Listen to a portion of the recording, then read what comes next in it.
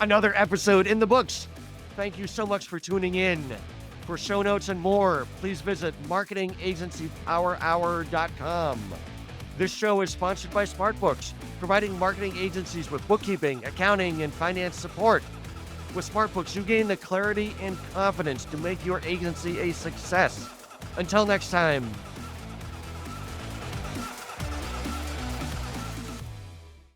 So I'm really excited to be speaking to today's guest. He's a creative innovator, a storyteller, a brand strategist, and a media production expert.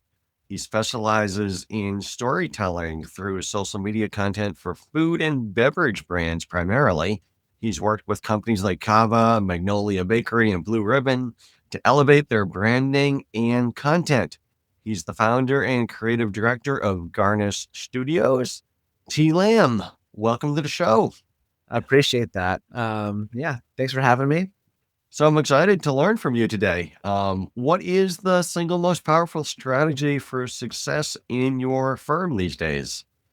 These days, and since inception, Garnish Studios has always been hyper-focused on the food and beverage CPG space, to the point where our name is very much aligned with that. So like Garnish Studios, it is the thing that makes food looks good, So that's kind of been the focus. And what I tell a lot of people when they start their creative agencies or production companies, like they should focus on either their industry or focus on their service, like having a niche in either or. So for us, we chose to have a niche in our industry that we're servicing, and that is food and beverage, CPG, and then our services kind of expand to like photo and video production for campaigns, for TVC, out of home marketing, photography for website, for product launches. And then we just started a design arm for packaging design.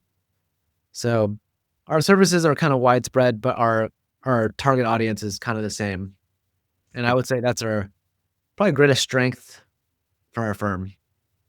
And have you always had that focus since you started your firm? Yeah, it just made the most sense because before Garnish Studios, I was a CPG founder. I had a sparkling coffee company called Keepers. It was a very bootstrapped company. Sparkling coffee, you said. Sparkling coffee in like 2016, 17, 18. Kind of before its time, I would say. It was like flavored sparkling coffee. I remember the day we came out with it. Stumptown came out with a version.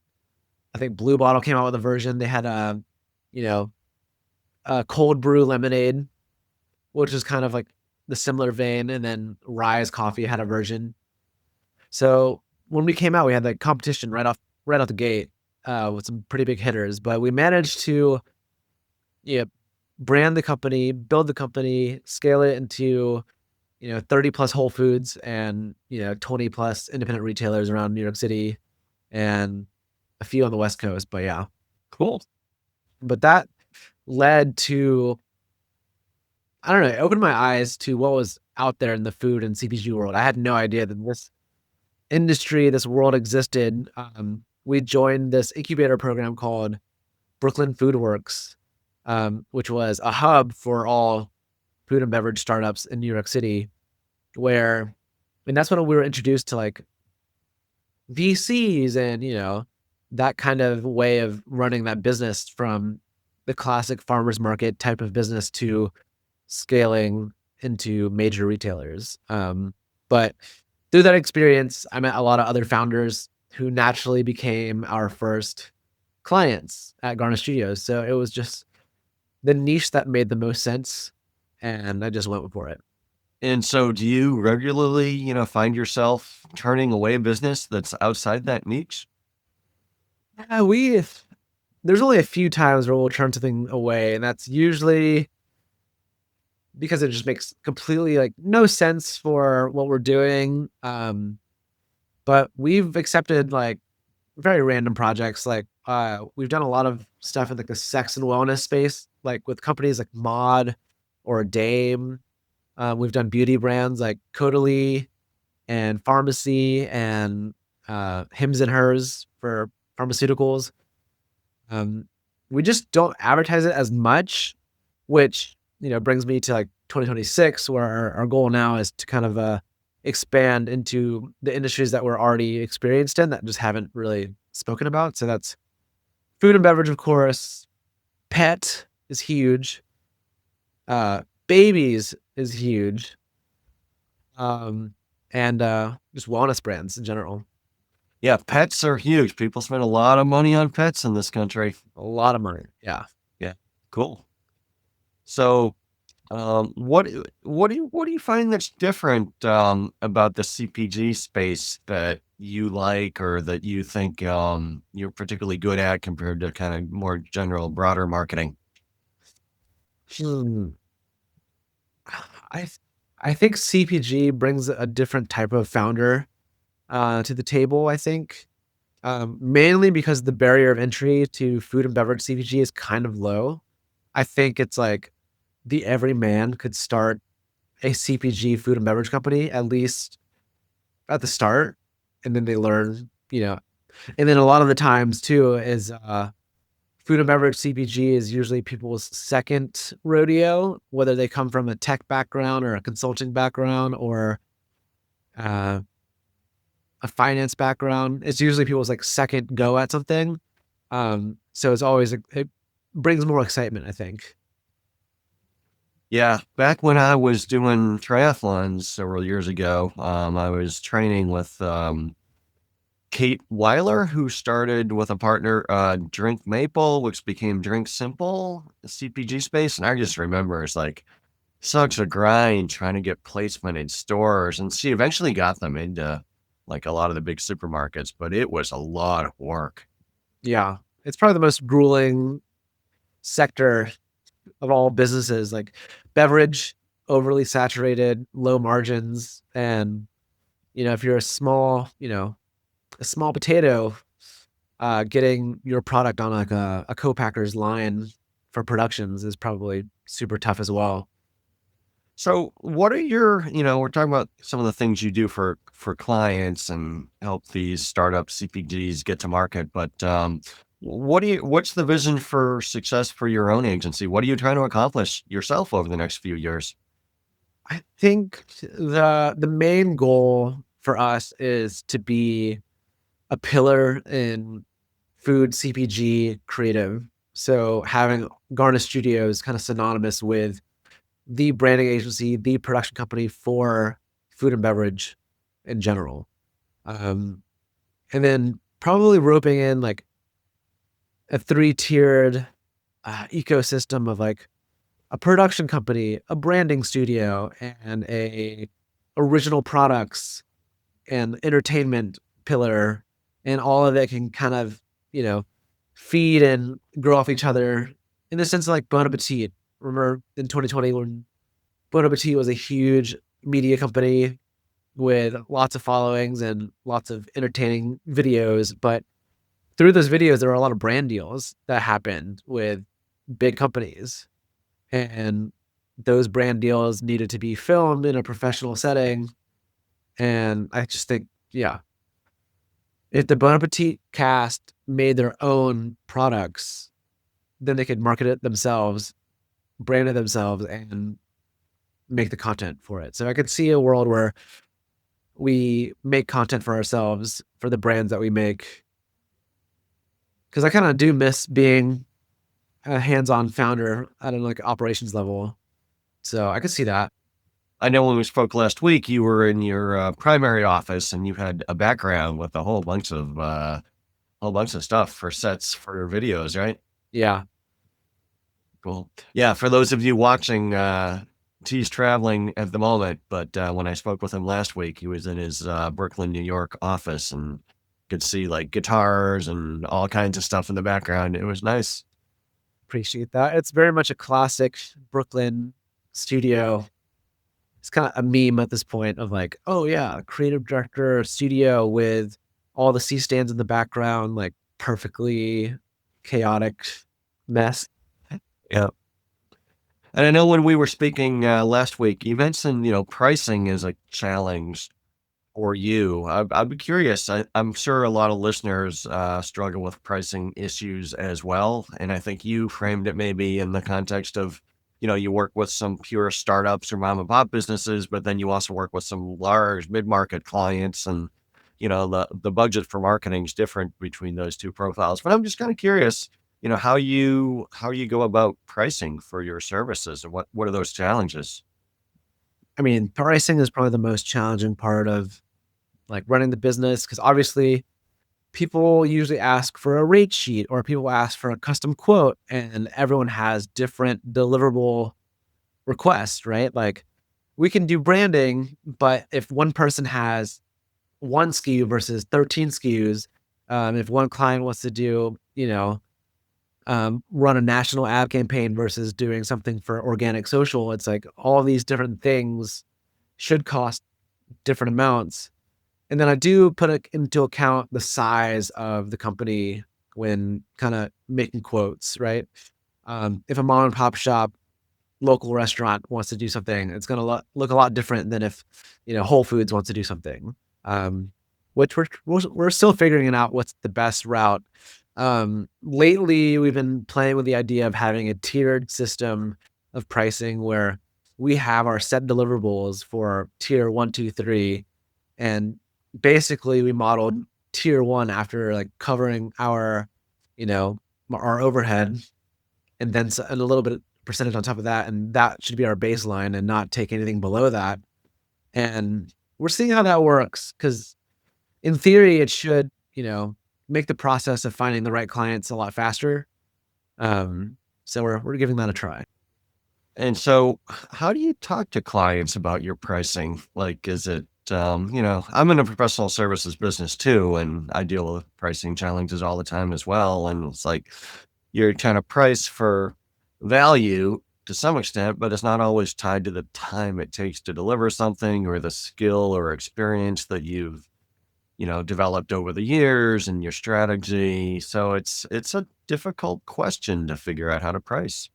Oh yeah, I'm sure for like people who do like tech, like accountants, and you might have like a going rate that's competitive with your state's average of how much do CPAs make on average based on income levels, I guess. Yeah, I think there is kind of a general price list for hourly, or if you do fixed price. I feel like there's kind of some standards in my industry, but sometimes you start working with a client and they've been like paying their previous firm like double what we're charging. I'm like, man, I wish I'd priced higher.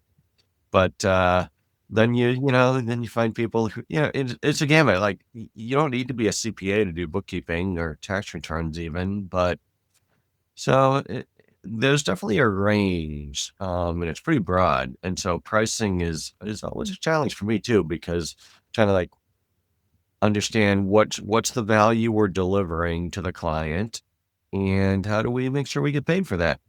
And we kind of come down to more or less an hourly billing model, but that's not for everybody. Fixed price is great for other firms, and it's all about what works for you. Yeah, I've seen pricing structures that we've toyed around with. Let's say they do a lot of paid ads, right? They put a lot of money behind their ads, and we can do a pricing thing where it's a very low upfront price, but we do get a percentage of the money they put into the ad spend. So if we make really good creative and it performs well, that means they want to put more money into the ad. Therefore, we get more of that percentage back, which is, a risk that sometimes we want to play, but most of the time it's like, you know, they're the ones writing some of the creative and we just execute. But yeah, I've seen that work out for people really well. Yeah.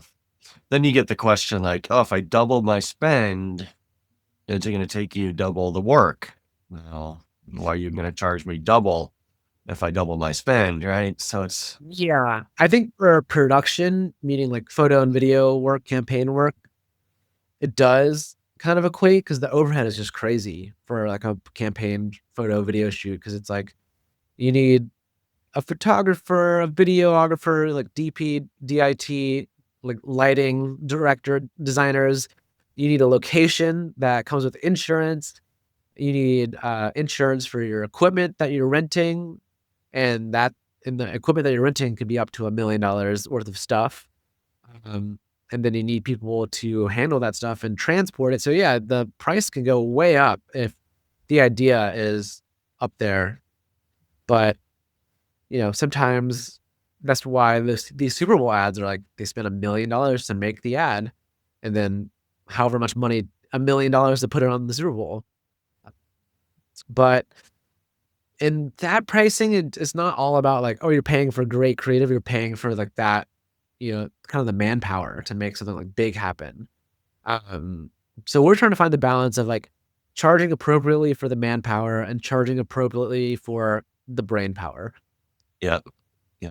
That's probably the toughest things for most creative is like, how do I make money off of my perspective and POV and strategy versus just sheer manpower of like carrying cameras and tripods and gimbals and all sorts of stuff to a location and shooting stuff. Yeah. Right. Cause you could be taking a shower and have a brilliant idea that came to you in 5 minutes or less. Right. And so if you bill hourly, it's tough because you don't get paid for the brilliance that you have, but you make sure you cover your costs.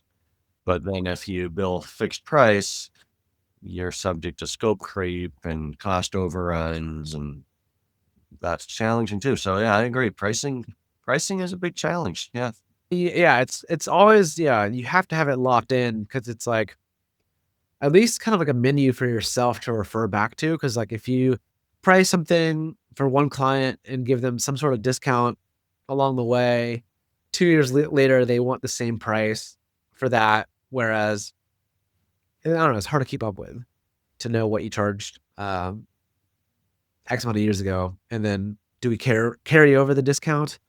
For you just need to make these rules that are very obvious to your clients. Yeah, it's tough. If you price too low initially, you're kind of stuck because the client pigeonholes you into that low price point. Like I do the same thing. Like we do basic bookkeeping, and we can do that pretty cheap, but I don't want clients to just think we're bookkeepers because we can do a lot more than just bookkeeping. Well, that's exactly the creative dilemma. Like the creative's dilemma is, oh yeah, you want clients, you need clients, so you're hungry for someone to say yes in the beginning stages of your agency career. So you say yes to low paying clients, you do good work, or you do like top tier work for low pay, and therefore that client goes and talks to their network of other low paying clients, and they're like, oh, go to this company. They only charge X amount and they do only this. And it kind of pigeonholes you. So that's why changing to our tiered pricing system at least puts us in the category of mid-tier boutique agency. Yeah, right. Everybody wants to work with the founder who does great work on the cheap, but that's not a scalable business. Yeah. So I'm curious, my day job, I do run a bookkeeping and accounting business. So I need to ask you a couple questions about that. Like, how do you go about managing the bookkeeping, accounting, and finance at your firm? Who do you have do the work, and how do you oversee that? So I have an accounting firm. It's based in Kentucky, actually, that I've worked with for a few years, and they do our bookkeeping and like taxes within the year. And I basically told them like I'm the least like tax savvy individual that you could possibly ever meet. So just treat me like a first grader who was here explaining things and kind of like help me find the sweet spot of saving money on taxes, saving money for runway for the business, and what to put aside to reinvest in the business. And I know that you said in our last meeting, like, these accountants shouldn't be business advisors. They should only like tell you what's going on underneath the hood, and that should be it. But yeah, the people that I work with, they do an okay job at like guiding me through that. Yeah, and I think what I was getting at was, small business owners tend to look to their CPA as a business advisor, when in reality, CPAs spend most of the time filing tax returns. And if they were business strategy geniuses, they'd probably be running another business, not doing tax returns for a living. So it's tough. Like some of them are incredible people who can do both strategic advice, and tax returns. And then some of them are just awesome at taxes, and you don't really want to ask them for business advice, or vice versa, right? So that's kind of what I was getting at. Yeah, that makes sense. I mean, is it unethical to ask your accountant to be like, "Save me as much money as humanly possible?" That's what most clients want. They want to pay as little in taxes. And you might think, is that an ethical question or not? I had a client say to me a few months ago, they put it this way. They said, I don't mind paying taxes. I just don't want to pay the MSRP. I want to Mm, pay the discounted price that everybody else is paying in taxes, right? So they have a sense that people are paying less in taxes than they are. They're not sure how, but they want to understand what are the options that they can employ to, reduce their tax bill. So they're still paying taxes, but they don't want to pay more than they have to. yeah, makes sense. Given that you're a creative genius by trade and not a finance or tax guy, I'm curious what is there anything you've learned the hard way over the years that you would do differently when it comes to accounting or bookkeeping or taxes if you had a do-over? I would immediately hire a bookkeeper and accountant ASAP. Even in your first year of business, it's just worth it to take that off your plate. Um, one of the learning the hard way, as you said, I think I overpaid in taxes one year, mainly because they send you like a quarterly estimate to pay based on last year's performance, right? So I forgot, like 2023 was like our one of our best years, and we did really, really well. And then the next year we weren't doing as hot. And then we were paying quarterly taxes as if we were making 2023 money. Um, and that just I don't know. I don't think I would do that again. I would rather take the fines and pay at the end of the year and just be smart with your money. Yeah, yeah, sounds like they would have been better served doing a mid-year checkup and adjusting your Q3 and Q4 estimated tax payments. Yeah, and because I overpaid in estimates, they still owe me a lot of money that is still being quote unquote processed. So yeah, the government is annoying in the sense of they are quick to send you bills in the mail for, fees of $12, but to receive $50,000 or whatever, it takes years for them to get to you. So So let's talk about the future a little bit. I mean, you mentioned you're maybe expanding into different industry verticals or whatnot. What's exciting for you about the future over the next couple of years? I think, yeah, expanding the industries of like the pet wellness space is always interesting, mainly because it's new. We've dabbled in it, but now if we could like fully dive deeper into that and become experts in these new fields, that's just exciting to learn more and meet new people outside of our current space. And then just growing the team. I think hiring and talent acquisition and retention for us is like, you know, it means the most, right? Like we've had people come in where Garnish was their very first internship and now it's their first job and they've been with us for 3+ years already, and like stuff like that. Like I think that matters a lot. So I'm excited to add more to our group. So how do you go about thinking about expanding? And do you become the subject matter expert and then you train your people, or do you have people who are subject matter experts in these other areas that you think about getting into? How do you kind of balance the education that is required to expand into other verticals or other services? A lot of it is just through exposure. So a lot of our first employees probably never even thought about CPG. They didn't even know that CPG wasn't, a word for them to know what it is. And just through meeting all of our clients, and I keep it pretty transparent with our projects and finances that they're in most meetings with me, even if they're an intern. I'll turn the I'll turn the speaker on loud and have these conversations, and they get to absorb whatever information these founders are giving us. Um, so slowly over time, they absorb it all and become miniature experts in whatever field they're working in. And I think we're looking for more. experienced like technicians. So whether they're a designer or a video editor or a cinematographer, we're looking for that expertise. They don't have to be, industry expertise, but that comes later. And a lot of, yeah, I think taking them to either networking events or expos, like we're going to Expo West this year for food and beverage. We're interested in going to what's it called? Super Zoo, which I think is in Vegas, which is the pet convention. So just little team bonding activity, take a flight somewhere and just like go head first. So if we think back many years ago, T, when you were a little T, thinking about what you would do for a living, did you think you'd be running your own business? Absolutely not.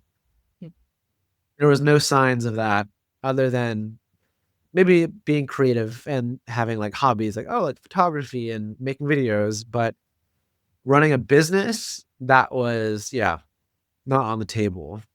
So what were the key milestones along the way, and then what ultimately got you over the hump to decide to launch your own business?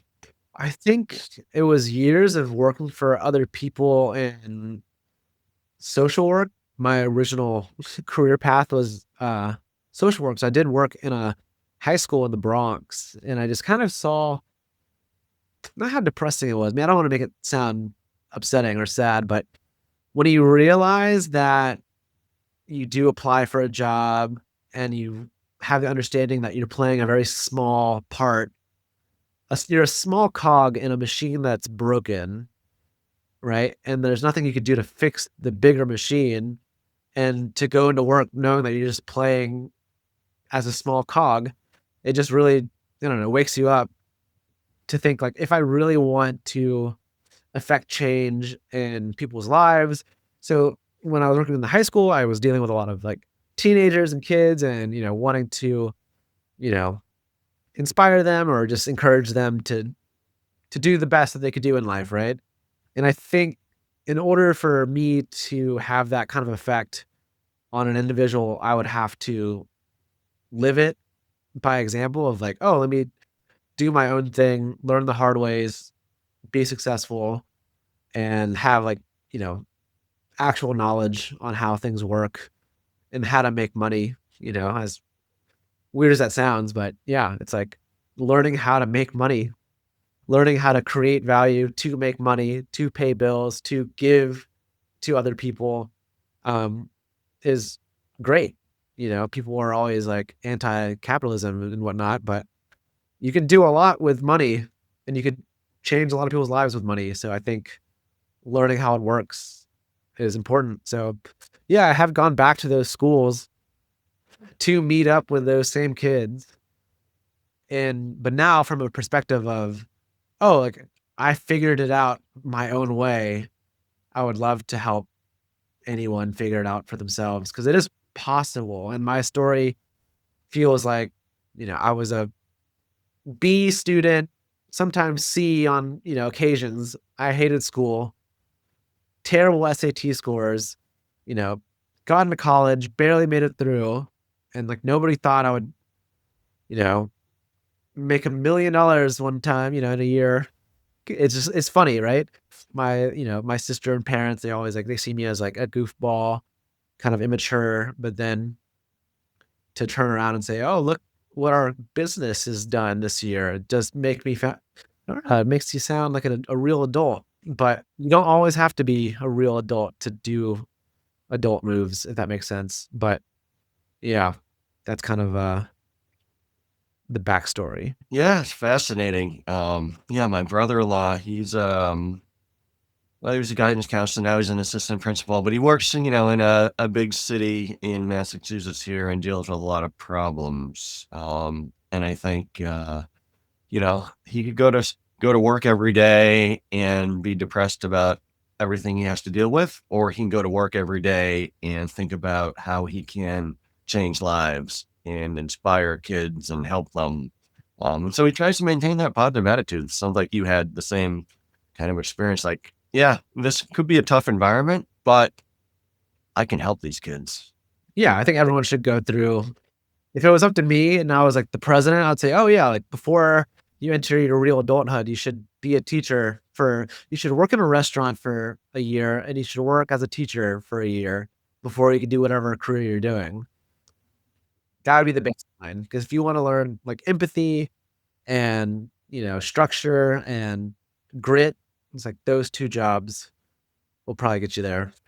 And it's interesting, like, I've got 2 kids who are I got twin boys who are freshmen in high school now, and I'm thinking about, like, how do I help them focus on what they should be studying and learning? Because when I was in school 30 plus years ago, it was all about knowledge. But these days, you can just ask ChatGPT or whoever, for knowledge. It's not about knowledge anymore. It's about what is it about? Can you sell something? Can you manage people? Can you you know, build relationships? Like, what are those key skills that people need to be developing these days?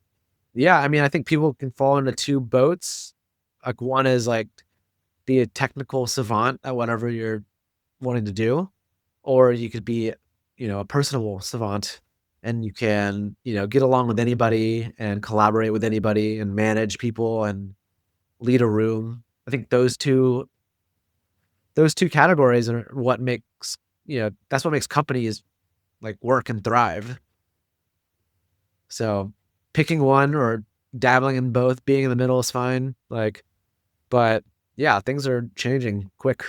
Yes, the shortage of tradespeople, that's for sure. I know. I look at the bills I'm paying to get basic work done around my house. It's very lucrative.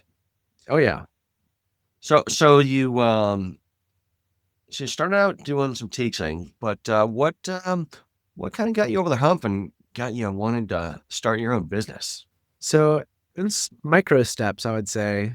Um, I would say I am, a mild risk taker, a calculated risk taker even before doing business. It's like, let me let me apply to a Pratt, like, UX UI program for the summer and learn more about, product design.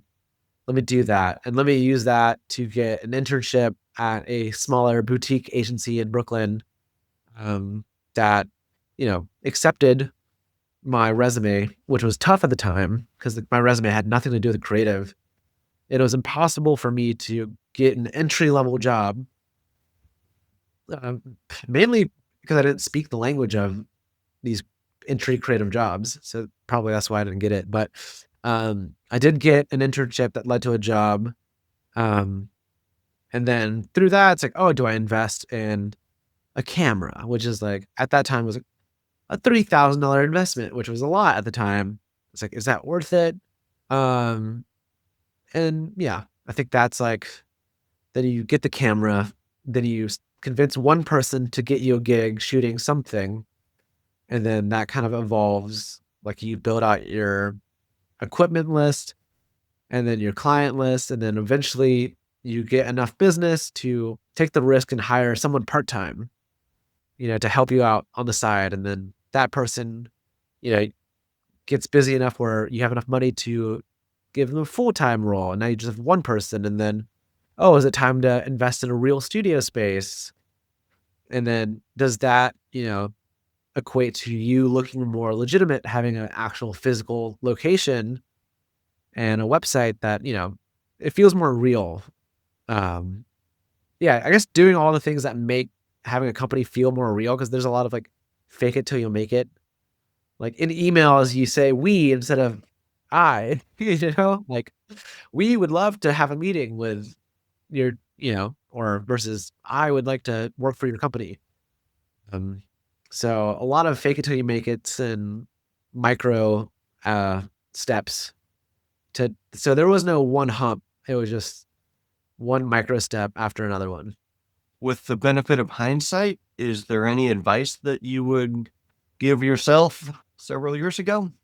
I would say, yeah, invest. Yeah, invest. If you have the money, invest it. It's either going to your business or going to the government. So you might as well spend the money and see where it goes. You think you were a little too conservative in the early years? A little bit. definitely halted some growth by being conservative with cash. And invest in people, people that do things a lot better than you earlier on for a better end result.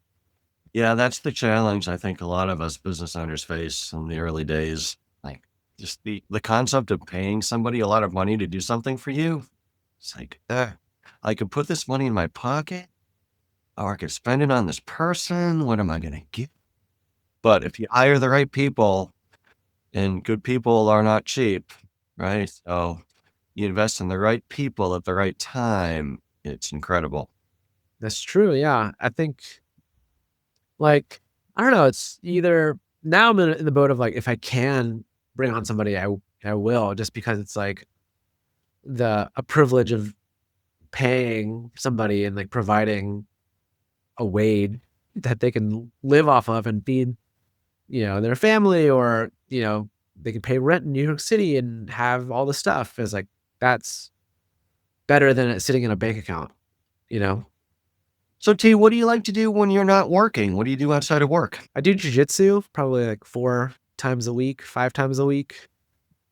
I do that year round, and that's been like a big hobby obsession for the past 4 years now. Surfing in the summertime and fall, and then yeah, that's basically it. Just that's it.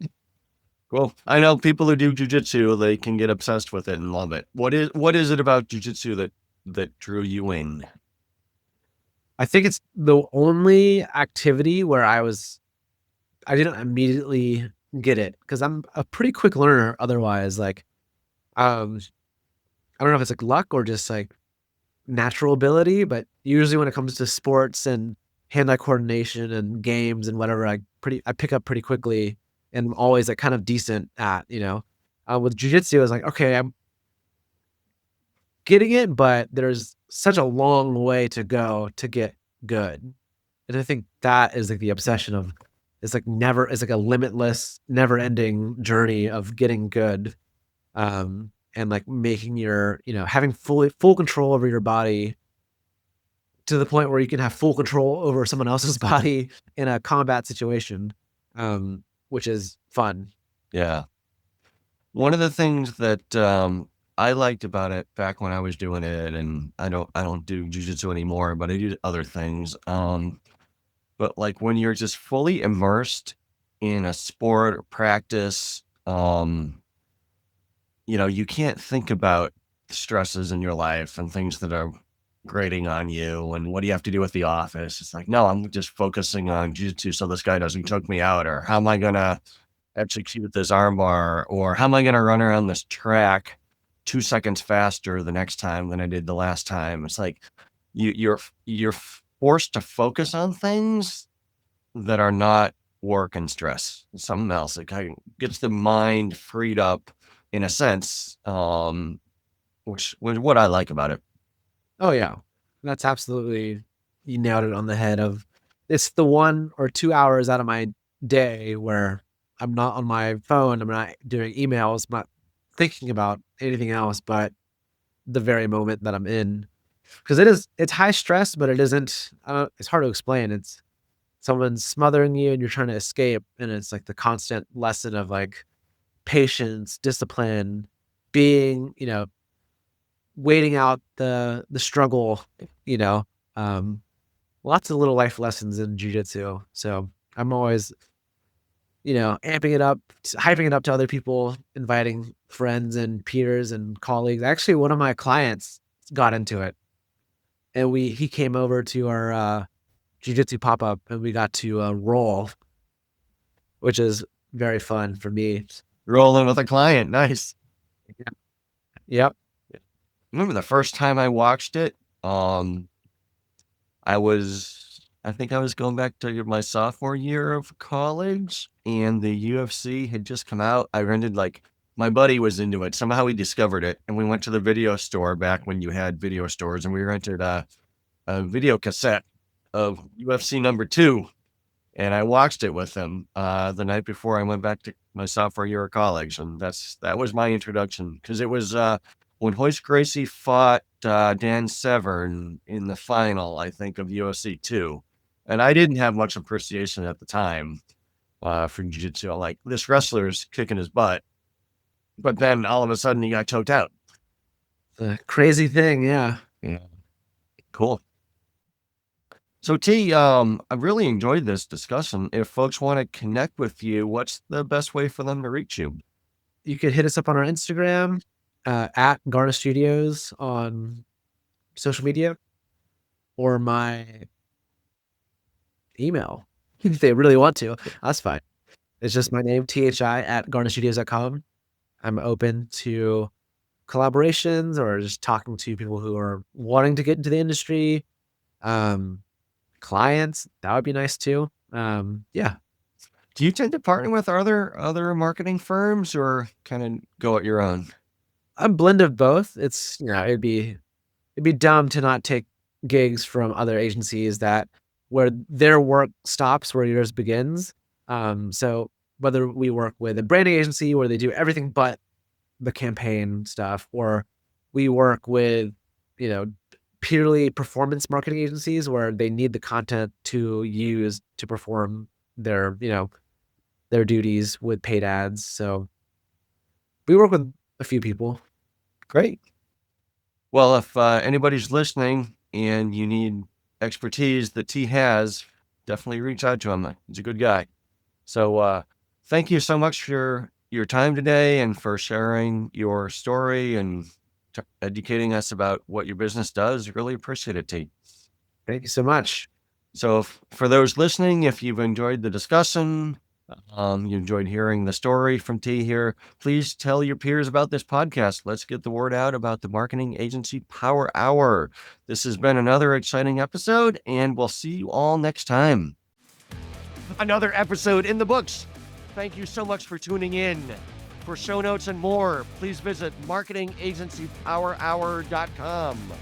This show is sponsored by SmartBooks, providing marketing agencies with bookkeeping, accounting, and finance support. With SmartBooks, you gain the clarity and confidence to make your agency a success.